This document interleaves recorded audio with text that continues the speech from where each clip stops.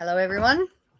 Fiona Palmer here, coming to you from my caravan in Bremer Bay, Western Australia. So I'm actually on holidays at the moment, so all decked out with my laptop in my little pop top. Got a bit of quiet time because all the kids and the rest of the crew have gone down for a surf, so I get to hang out with you guys. It's actually 5 o'clock here in WA, so the sun's still up. Yeah, lovely weather. So waiting for you all to come on. Hello, Melissa and Tracy. Welcome for dropping in. For those, I guess everyone knows, tuned in, there's a little photo of my book in the corner. And I have one here. I've actually brought a whole box with me because you never know who needs to read a book while they're on holidays. So I've come prepared. So, yep, long weekend. What better book to read by the ocean? Who else we got? Jill. Hello, Jill, Tanya and Helen from Adelaide. Lovely. Brisbane, Madonna. Oh, this is great. It's very cool. Everyone should know this is my first big sort of StreamYard event. So, and hopefully the internet holds up too. That's also another problem. I had to make sure that my onesie was hidden, my hoodie was off my bed. That's it. And my kids haven't left all their rubbish everywhere. Hi, Sally, Meredith, Sue. Haha, cool. So it all depends on how many people have read the book. It's been out since 1st of December. So it's a good month. Now, what are we into? I've lost track. I'm on holiday, so I completely lost whatever day we're up to. Hi, Suzanne. Hi, Mavis.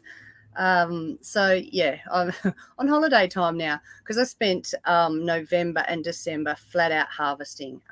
So didn't really have much of a life for 2 months. And so getting down here, it's been great. Usually the first week of my holidays, I actually spend editing the next book.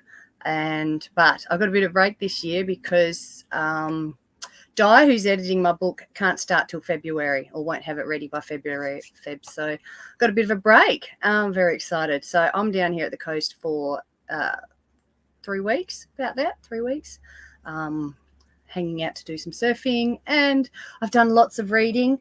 I know I should be talking about my own book, but I've just read Wild Dogs and Rachel's book.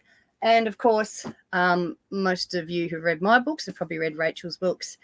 And I could not have done this book without Rachel Johns and Anthea Hodson. As many of you will know, if you've seen on the inside the dedication. Ooh, how am I going? To these girls. Hi, Lynn. Hi, Sue. Yes, Bremer Bay. It's in WA. It's about a 3-hour drive from where I live. So Rachel Johns, Anthea, these girls, my gosh, they saved me. I was at a point after my last book, what was that, Tiny White Lies, where I didn't have any ideas. I didn't know what I wanted to write. I think I was just drained. I was exhausted. Mentally just didn't think I was good enough to keep writing, quite frankly. And so we went on a little, what we call our writer's retreat, and we went down south. And we just talked all things books and ideas, and we just discussed stuff. And this sort of idea started to form and began. And the moment that happened, all those creative juices came back, and had a lot of fun writing this book. So can't thank those two enough for the help in this book. Gosh, everyone's from Darwin. Janice, Valerie, love your books. Thank you. Yes, and Rachel Johns is the best. We've been mates since the very beginning of my writing career, back, say, 2009, I think, is when my first book came out. I was at a RWA conference and we caught up because we're both WA girls, and been great mates since then. Nina, loving the book and halfway through. When's the next one? Will I be touring? Well, okay. I'm glad you're halfway through. That is good. I hope you're enjoying it. Next one should be out in December this year. I've got to remember we're in a new year. So I've got edits to go on that and the whole process. And then probably June, July, I'll start writing next year's book. So touring, probably not much. I've got a few events in WA in Feb, but that's probably it. It's pretty hard to do any touring at the moment. We got Sue, family farm nearby, so really love Tiny White Lies. Oh, yes, great. Our book club in Ascot. We'll be discussing that one in February. Brilliant. I love hearing from all you guys. This is so cool. Gosh, what have we got? Mary from Melbourne. Tracy, I haven't read it yet, but I'm looking forward to it. Good to know, Tracy, because I don't want to give away too many spoilers. I don't know if you're familiar with the blurb.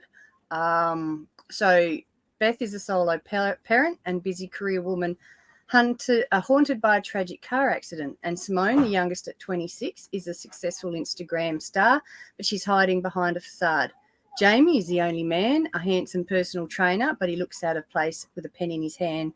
And finally, Alice is a wife and mum recovering from postnatal depression. One thing is for sure, on this creative getaway, nothing will go according to script. So I don't want to give too much away. But it's, what can I say? It's kind of Beth's story, but they all have a go. Like my mum says, I hate reading too many, characters from their point of views. But I really tried to make it flow and make it easy to follow because I love to write easy to read books. That's sort of what I like to read. Being a busy mum, I don't have much time. Anything that's too in depth, I just find I can't, trying to find time for that. After all, I also not the greatest reader. I left school early after year 11. Was terrible at maths and English. I know. How did I become an author? But creative, I love to dream big, create ideas. Just, may not be able to spell, but I certainly do love trying to create characters and stories. Who we got? Tina, hi from Townsville. Oh, I've been to Townsville, hung out there where my brother lived there, so that's great. Hi, Louise. Do I have any favourite authors? Rachel Johns and Anthea. But I love reading, Michael Trent's book. You'll love that. That's coming out, I think, next month. Keep an eye out for that. I really love all sorts of authors, especially like reading a young adult. I love romance. I'll read any genre if there's romance in it. So that's a big pull for me. Ali, hello. This one was perfect at the end of my busy days during the Christmas lead up. Oh, thank you. It's good. I love people saying, I loved it, easy to read. That's what I want. As long as you finish the book with a smile on your face, that's what I aim for. Hi, Sandy from Adelaide Hills.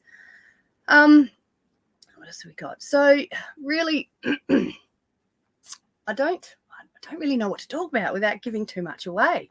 But I will say it started with Beth. I loved Beth, and I sort of had a loose description, plot of how the book was going to go. And at one point I started procrastinating, as you do. So I went Googling photos to match my characters, because sometimes it's nice to have a photo to refer to. I've got a great one of Jan. I should try and find it and post it up. I saw this photo of this lady and I said, that is totally Jan, right down to the glasses. Anyway, as I was scrolling for Beth, I just go to Google and I'll put in their age, hair color, and a lady, and see what pops up, and I'll start scrolling. Anyway, I came across this photo of a girl and she had scars on her face, and straight away I knew that was Beth. And, the idea formed for her car accident, and it just went on from there. So I love finding little surprises like that. Jamie was always going to be hot. I maybe spent far too much time researching his photo. Alice, and then there's Simone. Simone's a crazy character. I didn't like her when I started writing this book. Did not like her. But I tell you what, by the end of the book, I think she's one of my favourite characters.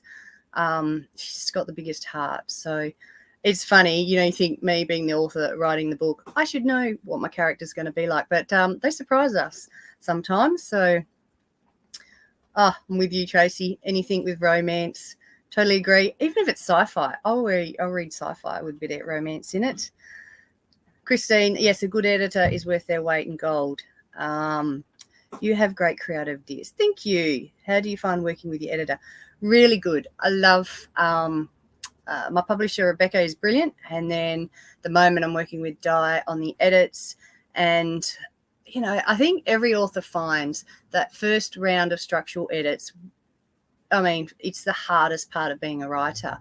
And you send it off wondering if it's going to be, if they like it, etc., etc. Anyway, when the edits come back, it's pretty daunting and it's pretty awful. It can be soul destroying at times. You think you've failed as an author, but it takes a moment to realize that their suggestions are just suggestions, but also a lot of what they say is really great, and sometimes it's things we hadn't thought of or hadn't seen. So I think in the long run, the more people you can see your book, the more ideas, the more, I guess, the better it can be. In the end, we want our books to go out the best they can be. So, and I'm not very sensitive over my writing. I'm not someone who's probably like a literary author who's really obsessed with how their sentence structure is. I'm only worried about the story. I'm here to write a story. So as long as my overall story's there, I'm pretty easy to please. So what else have we got? Ali, where are you camping at the moment? I'm camping at Bremer Bay. Come here every year for January, about 3 weeks. It got longer and longer, and I could probably live here. It's so gorgeous, like white sands. If you go onto, I'll post up some photos on my author page. It's just the best beaches around, my opinion, of course, but that's what happens. Autocorrect, Karen. Yes, I rely heavily on spell check, and it's really great being out in the country. I have a lot of friends who are teachers, so they came in very handy. Kylie, where did the idea for the cover come from? Do you have much final say on how it comes about? Interesting question. So the book's gone to my publisher, and we start the edits, and then she will email me and she goes, "What do you think for the cover? What are my ideas for it?" And so I will send her some examples. I usually go searching for what I think. I actually sent her a couple of photos from our retreat house where Rachel and Anthea and I stayed in the trees. So it's a bit like, of course, I've tried to write about a similar place.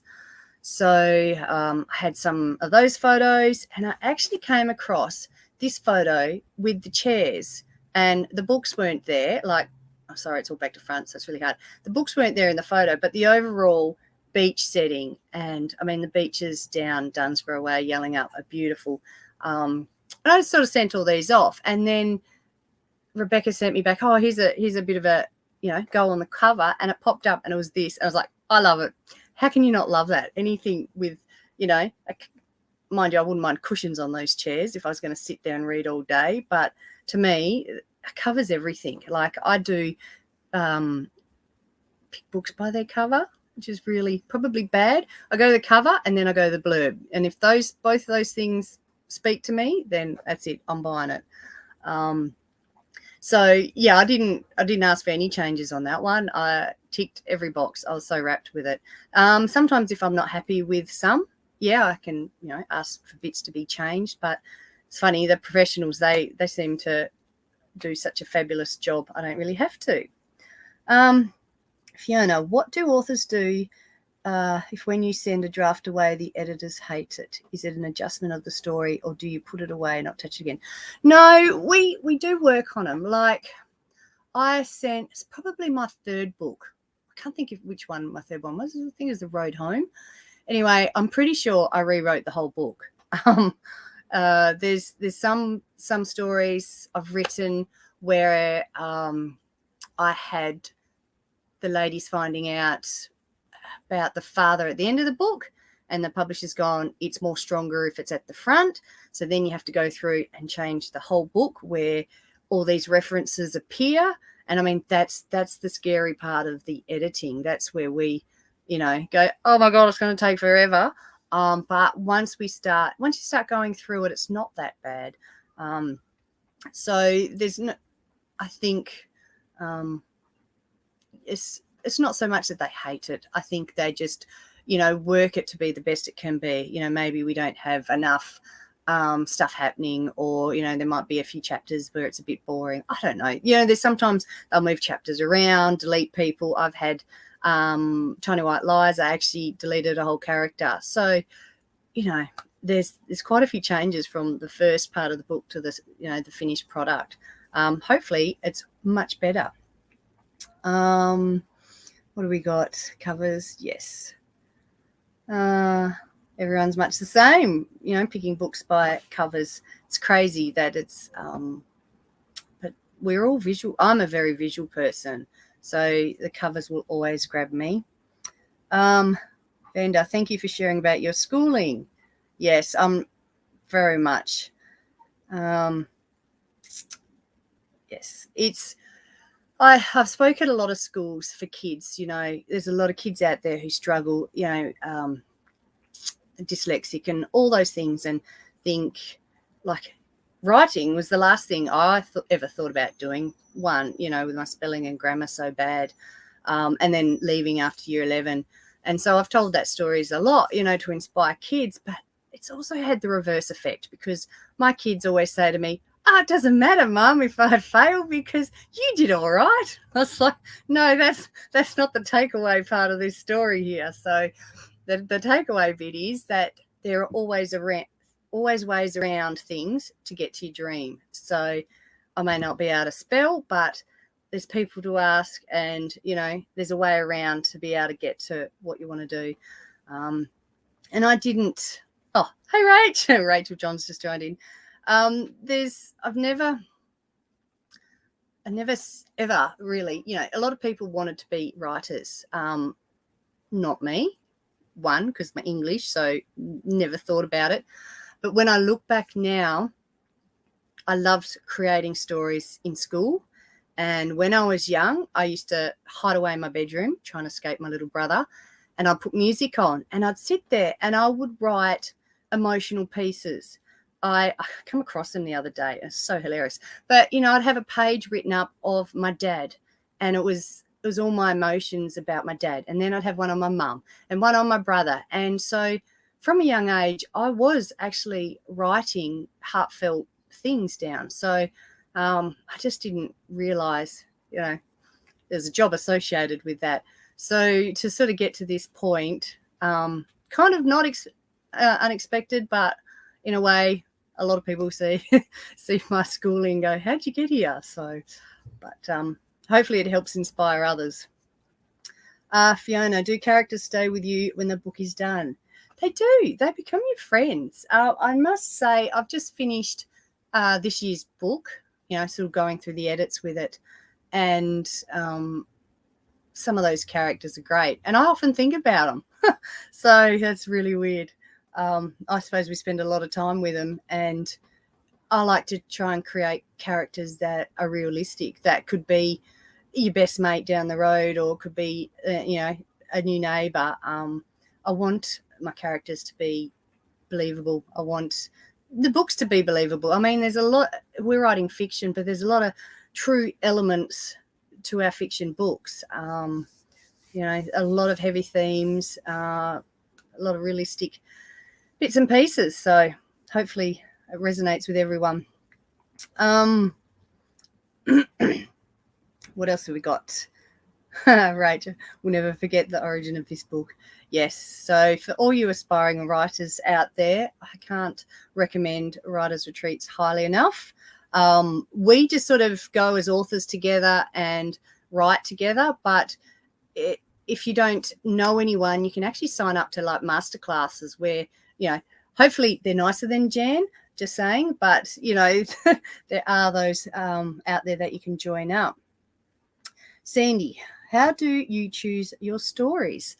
Some sometimes they find me. Like this one, of course, thanks to Rach and Anthea, that just popped up and grew. The moment you start with a little seed, it takes off. Like this year I was on the header, and I don't even know what prompted it. I was just letting my mind wander and trying to keep in mind that I needed an idea for my next book. And it just sort of, I think the bloke appeared first, and then the lady, and then her issues, and next thing, the whole book's sort of made up in my mind. So, and sometimes it can be something I've heard. I read a eulogy once, and the guy's story was just amazing. And I went and met the parents and asked if I could use that in one of my books. That was The Outback Heart. Sometimes it's news articles. There was this fake news article that went around about what was he? I think he's a postman or something. And he'd fathered like 1,200 children, they'd worked out, when this bloke went looking for his father. Turned out to be a scam, but it set the seed, and that became brothers and sisters. So sometimes I just love seeing where stuff goes. So that is lots of fun.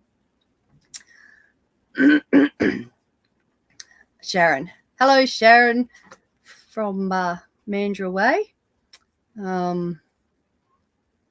What else have we got? Jessica. Hi, Jess. Tracy. I think as long as you can tell stories that speak to people, that's all the reader wants. There are people who will help, definitely. And I found that, like when I first started out writing, I had no idea. I was just writing the story that was growing in my mind, which became The Family Farm. So I was a very busy mum with 2 small children, well, a toddler and a baby, and I was running a business with my mum in a partnership, and I had no time for reading, no time for anything. So while I was cleaning and doing bits, I used to think, I thought up this story, and it involved everything I was passionate about, my rural community where I live, all those fantastic characters that you meet and the hardships you endure. You know, absolutely, I think I'm really blessed to live where I am and to see the sunsets and the sunrises and just our way of life. And that's what inspired me to create that story. And then I started writing it down, and 3 years later, finished a book. And people say, how do you do that? It's like I would sit down and in 5 minutes just write a paragraph if that's all I had. So the key is to just do what you can when you can. It's a bit easier now that I've got a 16-year-old and an 18-year-old, so I've come a long way. They don't need any help anymore, so I pretty much go back to work full-time and write at night. And it's a really good balance. Having the farm work that I do gives my mind the freedom it needs to create, and then I come home and usually write at night after dinner. Sometimes I'll take days off work when it's quiet and spend some more time writing, but I usually get that first draft done in 3 months, get it sent off before harvest starts, and then we start the whole editing process. And so far so good. It's been a really good merging of jobs, and I love both jobs. So I'm someone who thinks you shouldn't have to give up on any passion. I want to do it all. I often get told to slow down. So yeah, that's what I'm doing here in Bremer, trying to slow down. Julie, I'd really like to read your latest book. Do you find it too much of a distraction to read other books while you're writing a novel? Yes, I do. Julie, I tend to not read anything. Actually, I don't have time to read anything. I must be the only author that really has no time to read books. Except for when I'm on the header and the tractor, I listen to audio books, which is fine because I'm not writing them. But when I am writing, I usually don't read anything. I used to when I was not working so much. I could sort of read, but I'd usually read a different genre. Like I'd read a YA book. So if I was writing a rural romance, there's no way I'd go pick up a rural romance. So yeah, definitely mindful of that. Sandy, do I have a favourite amongst my books? Good golly. I often say it's usually the one I've just written. But are there ones close to my heart? I think The Sunburnt Country, I loved writing because Johnny was, I guess, growing up, she was who I wanted to be, a mechanic, racing speedway, and from a small country town, going through a drought, which I've done all that. So except the mechanicking part, but I'm getting better at it.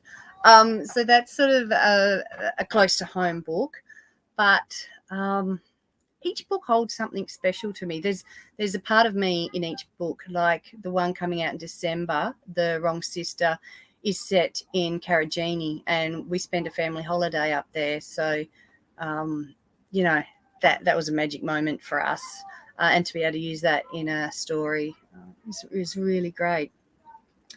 What do we got? Jill, do I pay attention to reviews, both good and bad? Yeah, when the book first comes out, it's hard not to go, you just want to know, is the book okay? So I'll always spend the first couple of weeks seeing if there's any reviews. And when people say they loved it, then you can sort of breathe easy and go, oh, that's one person. Yeah, that we should trust our publishers. I'm sure they wouldn't publish it if it was terrible.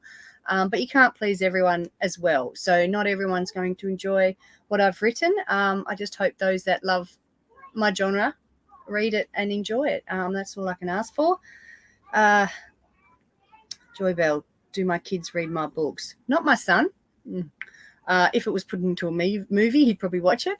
My daughter read a couple of my rurals, and she loved my young adult series, but she's like me. She's not much of a reader. She's too busy driving places and hanging out with her friends and just doing outdoorsy things. We're very outdoorsy people, sort of. So not big readers. In saying that, I'm sure she actually was good at English at school, so I don't know where she got that from. Must have been the husband, because it wasn't me. Kylie, how long does it take me to write a book? So between seeding and harvest, I've got 3 months, and that's when I'll do my first draft. So 80,000 words. I will set myself a task of 2,000 words a day, 10,000 words a week, and I actually write this on my calendar. I'll say first week 10,000, second week 20,000. And if I haven't reached that, I've got to make up. So if say something's happened and I've had to take a kid to Perth for orthodontists or hospital or something, and I miss those 2,000 words or 4,000 words, say 2 days are gone, I then have to write extra the next days to make up for it. So I try to hold myself accountable and to a plan, because I'm someone that if I don't give myself a start date or a deadline, I just won't work to it. Like, I have to be organized. I'm a very organized person. And I'm very much a planner with my books as well. So kind of, can you tell? What else have we got? Yeah. Yes, Vanda, I do audios. They are awesome. I love them. I listened to an audio, Morrigan Crow, and that was brilliant. You get to hear the sounds. It's like your mum reading to you when you're a kid, or the teacher at school, and they put on little voices. So I'm a big fan of audio. But you can also get that, I guess, reading yourself. You sort of can try to put bits in, but I find it easier listening. Tracy, did I read much as a child? Not a lot. Bits and pieces. When I was 11, I was a big fan of Danielle Steele, because that's all Mum had on a bookshelf. So you can probably see where my love of romance came from. Summer's End. It took me a long time to read it, but I loved it. And I'm not sure it's what you want 11-year-olds to read, but can't complain, because it, just who knew I'd end up here. Gosh. Thanks. Gosh, it's nearly time to wrap it up. Yeah, Dex has just given me the reminder. Gosh, that time went quick, and it's just me talking. Thank you guys all for logging on and listening. Gosh, hopefully you learned a few things about me, and I hope you've enjoyed the book. And everyone's getting a bit of a holiday time in, if possible, or even if not, just time on a comfy couch with a great book. I know I'm certainly making up for it now. I've got all these great books and I'm powering through. Absolutely loving having some reading time. So thank you guys, and have a great day. See you.